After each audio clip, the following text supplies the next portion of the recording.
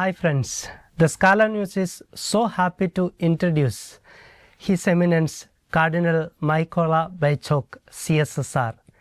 Yes, you heard me right, CSsR. He is one among us. Your Eminence, we are so happy to have you. The whole Redemptorist family is so happy to welcome you to our midst. We would like to ask you, how do you feel your cardinalship? When the Church says that you are the youngest cardinal of the Catholic Church, how do you feel this responsibility?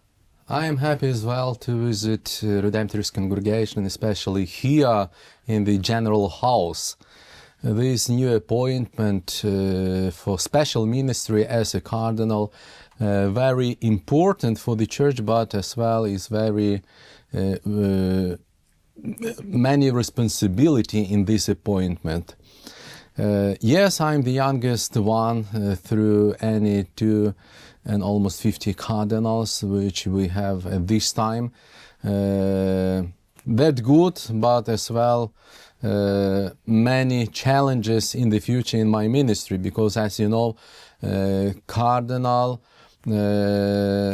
is called first of all to be a good counselor to the Holy Father, and as well maybe to ministry for some dicasteries to which in future I will be appointed, but as well to take a part during the conclave for the election of new Pope.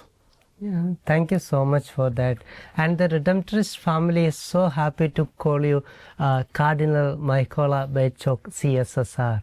How do you see your vocation to the congregation? And may I ask you, who inspired you to the congregation? I have received call to be Redemptorist in the beginning of 90s, last century. Father Michael Shevchishin, who was my spiritual father, and he was from old generation of the Redemptorist. He was the confessor of faith. He knew many blessed of our church who were like martyrs.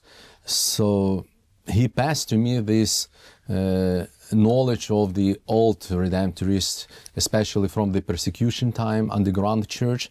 And as well I had young teacher who was Father Volodymyr Vons from young generation, who showed me what does it mean to be Redemptorist, to preach word of God, especially during the retreats or missions.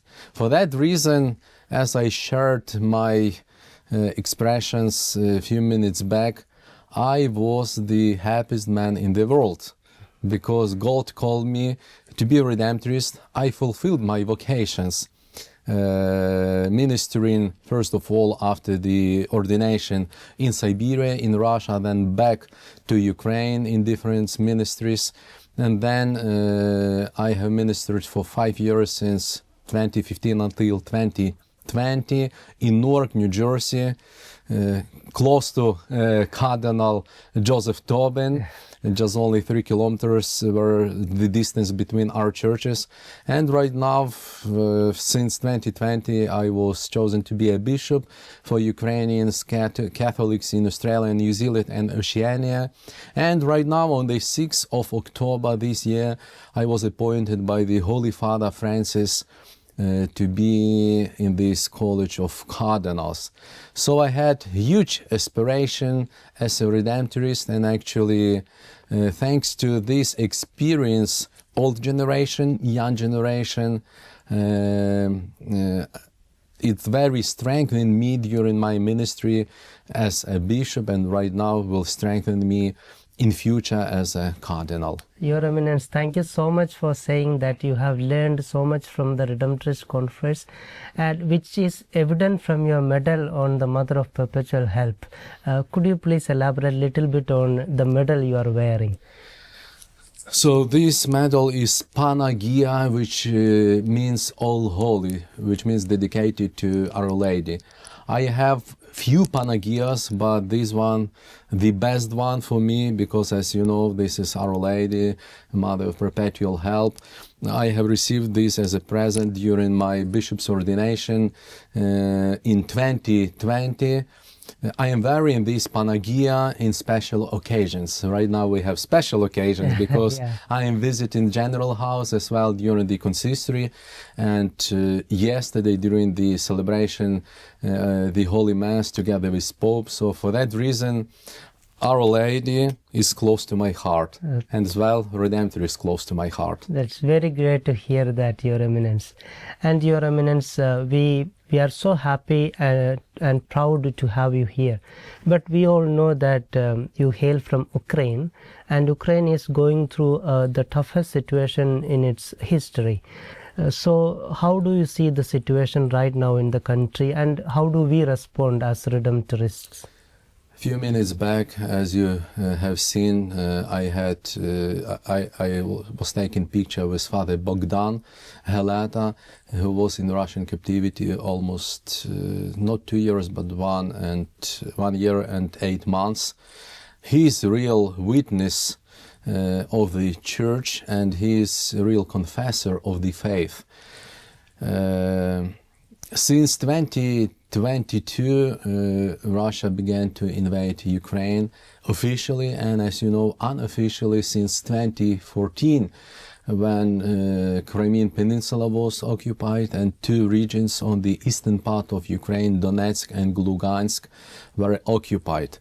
As you know, we had simple peace, which means war was frozen just for a few years, and right now from 2022, with new forces, Putin invade Ukraine. Many people were killed, many women were raped, many Ukrainian children were taken from Ukraine to Russia. It's a huge tragedy for Ukrainian people. Many wounds, many amputees, many those soldiers and civilians who are disappeared without trace. So their mothers, wives, they don't know to pray for their health or to pray for their disease. We are looking for a just peace. What does it mean, just peace? That occupier, we know who is occupier, Russia, will be punished by whole world. And we, Ukraine, as a victim of this war, will be justified. Yeah, Your Eminence, we are very sorry to hear about the tragedies Ukraine is facing, and we assure you our prayers, and we assure you of our support. The whole world knows that you are at the receiving end, and as you said, the just reward may come sooner or later, we are sure about. And how do the Catholic Church respond to Ukrainian situation? We would like to know that. We have received a huge support, especially in humanitarian help from around the world, as well from Australia. They have organized like Christmas appeal. They have collected money, and I have sent this money to organize some food packages. So, for example, 1 food packages was distributed between families on the front line.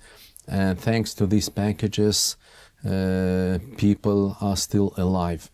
As well, many Catholic organizations, Caritas, Catholic missions, many charity groups from around the world, they are helping, for example, to help in movement of those people who are on front line, to save their lives, as well to those people who lost their parents, their homes. Ukrainian Catholic Church organized some movable buildings to help those people who has lost everything during this terrible war. So the role general of the Catholic Church around the world is huge. Not only in this humanitarian support, but first of all by prayer, because as you know, many countries are supporting us by prayer as well. Here in Rome, Holy Father tries every Wednesday, as well every Sunday, not only to pray for just peace in Ukraine, but as well to remind the whole world that what is going on right now in this moment, where Ukraine in winter time, many people can be frozen because, as you know, Russians are attacking by drones, missiles, electrical plants, civilians. Yeah. They are killing civilians. They are fighting with civilians. They are not fighting with army or soldiers, which means it's like genocide of our people. Yeah, very sorry to hear it again, Your Eminence. It's comforting that the Catholic world is trying its level best to cope up with the situation. Very comforting. And before we conclude, our friends and families will be curious that Ukrainian Cardinal serving at Australia. Would you please explain to us your mission in Australia? I have changed my predecessor, former Bishop of the Ukrainian Catholic Church in Australia, Bishop Peter Stasjuk, who is as well Redemptorist. Right now he is in Canada, back to his homeland. At this stage, we are not huge by numbers, but we are huge by territories. Because, as you know, our eparchy covers Australia, New Zealand, and Oceania. We have 10 parishes, we have 11 missions. Our ministry, especially to our people, looks like more missionary because we should spend a lot of time flying to reach our people, to reach our congregations, our communities, which is really work of Redemptorists. Oh, yeah. To deliver word of God to those who are too far away. At this time we have 17 active priests, we have 5 retired priests, 6 deacons, as well we have 9 sister basilians. As I said before, we are not huge by numbers, but we are huge by territories, so which means this ministry very important. Thank you so much for your time and sharing, Your Eminence. Dear friends, here we have met the youngest Cardinal of the Catholic Church, Cardinal Mykola Bychok, CSsR. We are very happy and proud to have him with us, but make sure that you say a little prayer for him. Though he may be youngest, he may be the youngest, but the responsibility he carries is enormous, as we have heard from him, sharing about the Ukrainian and about his mission in Australia. And this is Father Prince Thekkapuram for Scala News from Rome. Thank you very much.